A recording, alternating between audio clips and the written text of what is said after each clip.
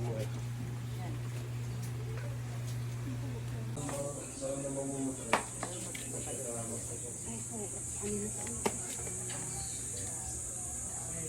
Ano pong nangyari kay kuya? Silent stroke daw.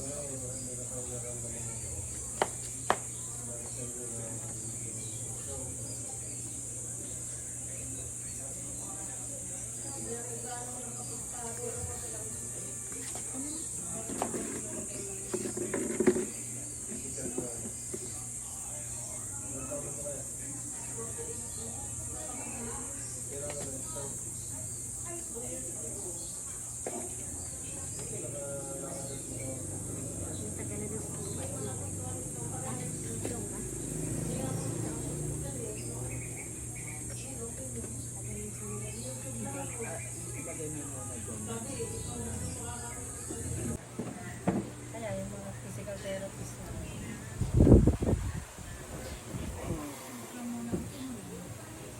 Ganyan mo yung daliri niya.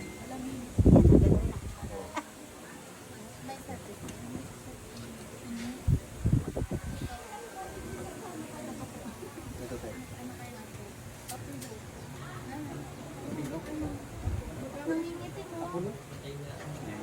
Tapilo kaya. Tapilo kaya.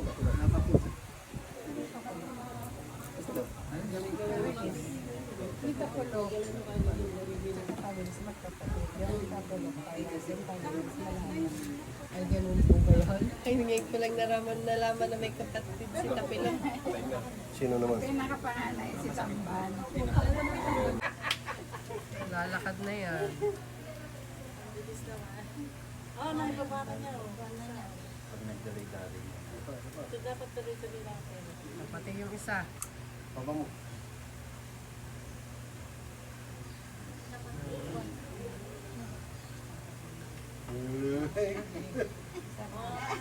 Yan, ganyan.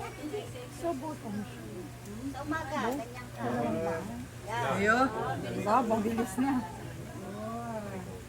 Hindi kasi matagal na kasi na. Yes po, nice.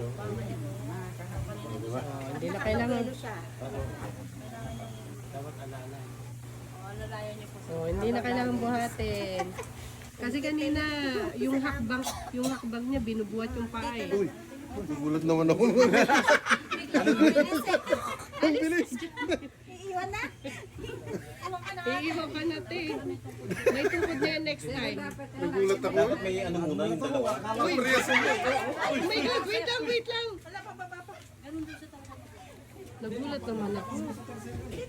Wait lang po, na-excite si kuya maglakad ng matagal. Huwag niyo bumabasa sa ulan. Basta ano lang, nanginginig pa eh. Maglalaw kaya ninyo na may may ganto, yung may ha. Pagtungkod na lang pong ano niya para mas malakas na siyang ano. Ayun. Next time na lang po. Next time. Sige po, palakpak na siya.